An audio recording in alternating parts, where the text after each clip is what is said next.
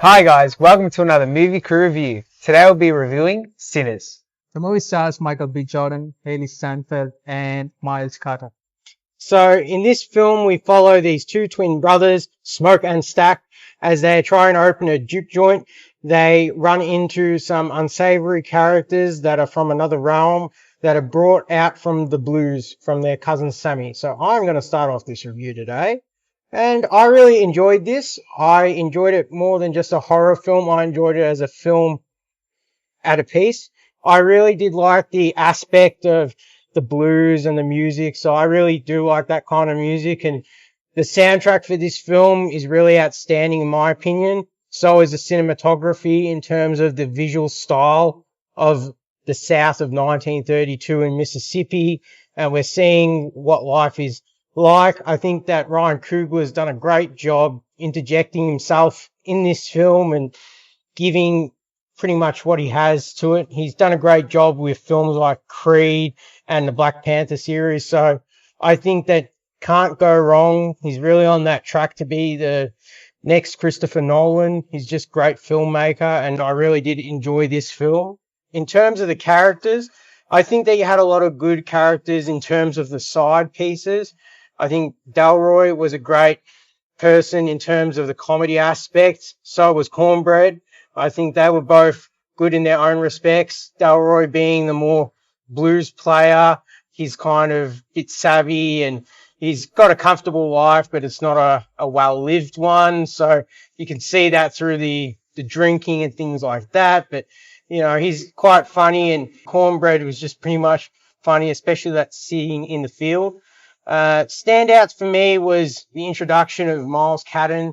I didn't know that this was his first role going into it, so I think that it was quite a good piece. Sammy has done quite a good job as a character of this film. I would dare say he was the side character, just as important as the main character, Michael B. Jordan. The music that he plays is so nice, and it's integral in that one scene where you see him. He's playing the guitar and all the different generations of music come into it. And it's done in a way that is just enough. We don't get taken out of where we are, but we get the exact idea of what we're doing, which is, for me, something that I think is quite well done. Even the Jack O'Connor character, when he comes in and does his more musical stuff, I think that that character and the villainy that he brings is a soft villainy. It's not too terrifying until the latter half of the movie, but it's quite a more intelligent character and a take on that.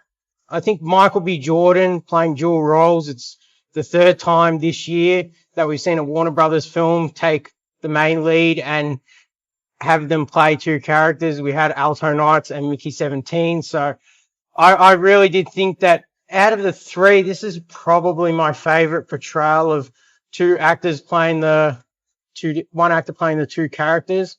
I think that Smoke and Stack, even though they look very similar, and sometimes I was getting a bit hard on who was who, I did really find them to have two different character aspects and two different journeys.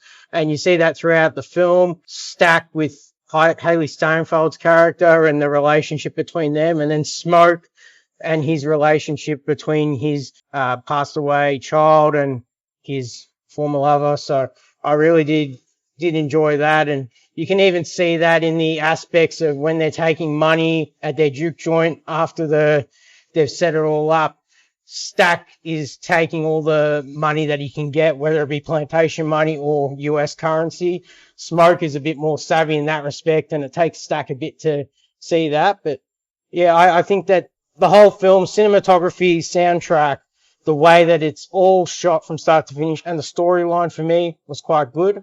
One last thing I'd like to touch on is after the credits start to roll, we see Buddy Guy, blues player, who's doing the Sammy character in 1992. So it's a little bit of a spoiler for you.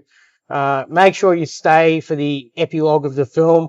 No, it doesn't give too much in respect to additional things, but it does wrap up Stack and Sammy's story quite nicely, and I really did enjoy that piece of the film. So yeah.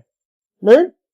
So when you watch a lot of horror, especially vampire zombie horror, and you sort of reach to the point and you think that nothing new is ever gonna come, and this movie proved me wrong completely today.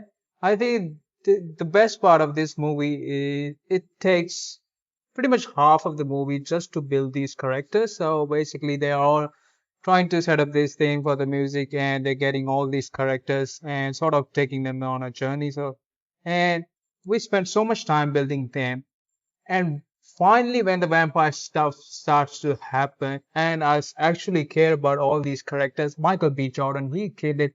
The biggest problem I had with Alternites was I couldn't tell them apart. Here, I knew who Stag is, knew who Smoke is. Even I would, because the mannerism, the way he portrayed them completely differently, I could tell them apart like anytime.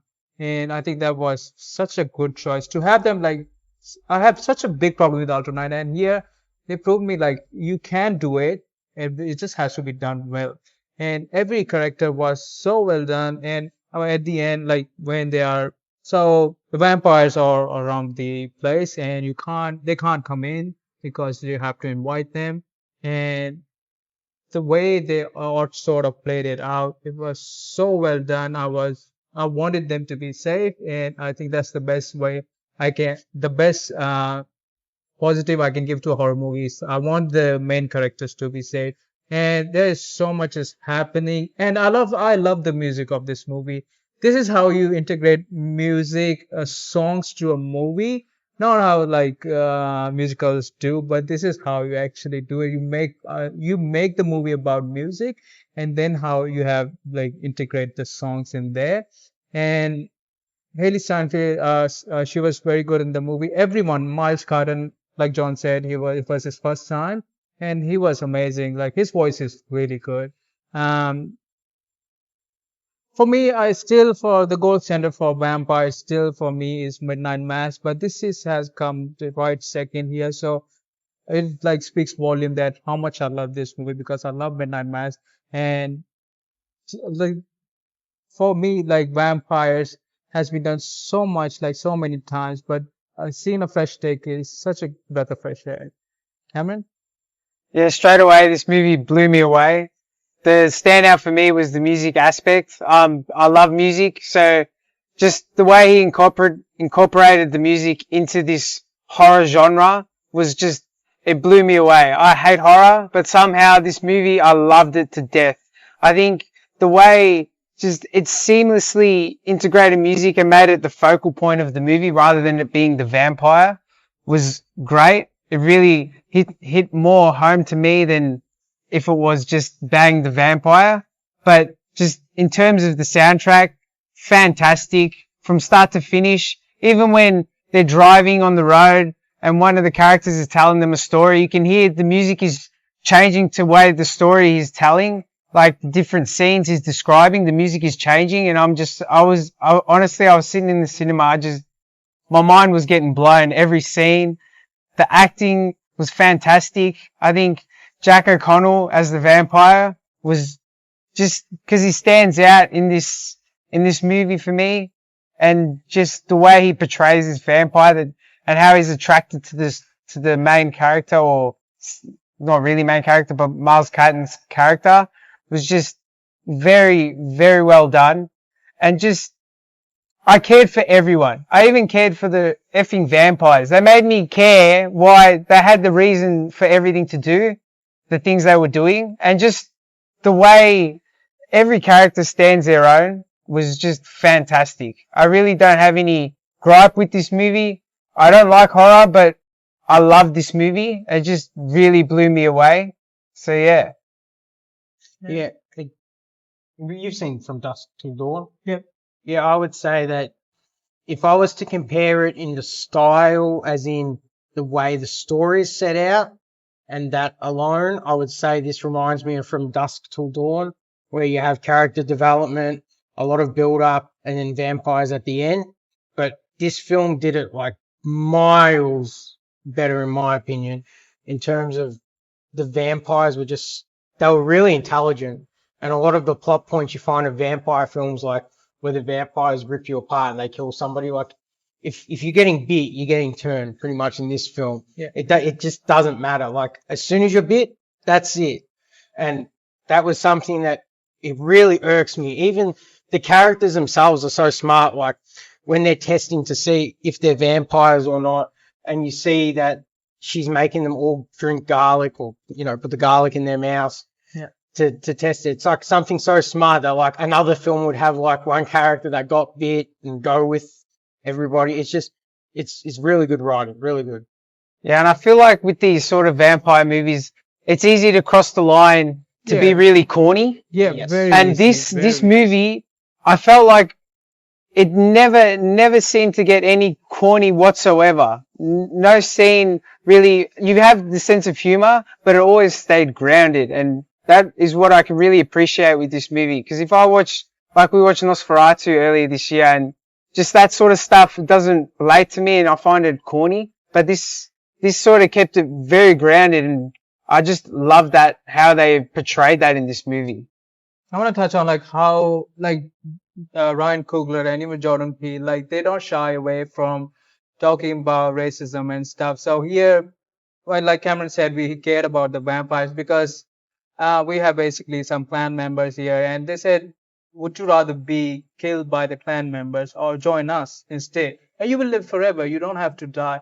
And in my head, I was like, maybe they should rethink, maybe they can have a longer life because I'm caring about these characters and I'm caring about what's going on in this world. And basically, what happens in the end, even though it felt a bit out, like it was like a scene from Django, but I loved it. Whatever happened in the end, it makes more sense because this movie is not about vampires. It's about other things. And that's why I love this movie so much. And John pointed out the end scene. I love the ending of this movie. It's so well done. Yeah, I really did. I think that the storyline is very like racial in terms of Jack O'Connell's character kind of, cause he's the leader, he's the hive mind, like appropriating the music of Sammy and wanting to absorb his stories. I found that quite interesting, quite a cultural appropriation kind of statement. If that goes through enough, it's really, really well done, but it's done subtly. And yeah, I do think the KKK thing with the whole, him, cause he warns them at that start bit before and like, I don't know if you'd say gentleman vampire, but in most things that I watch with vampires, they're pretty much like the second a vampire sees you, like in The Last of Us, it's just like go, go, go. There's like, he needs the permission to come in. And then even after that, they're biting people, but they know that they're not killing them. They're just making them live forever in their heads. So I did appreciate that.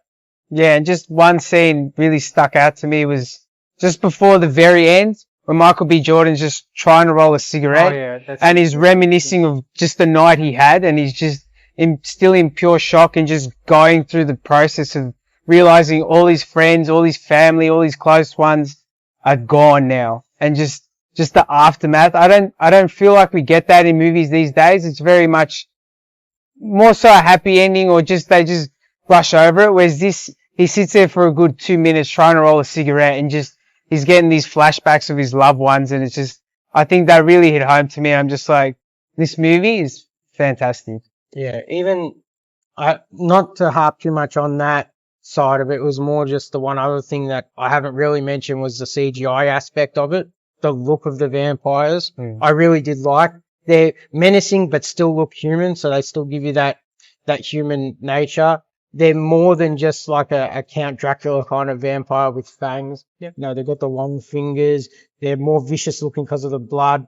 But the scenes where, people are getting bit, and even the end scene with the fire, I really did think it was all done that, like, you could look at that and think it's real. It's not poor CGI at all. So it was really, really done nicely. All right, guys, we're going to give our scores. Yep. Moon, how many guitars out of 10? So 9.5 guitars out of 10. John? Yeah, I'm going to give it 9.5 guitars out of 10. Yeah, we're all on the same page. 9.5 guitars out of 10. All right, guys, make sure to like, subscribe, check out our socials, and we'll catch you in the next one. Ciao.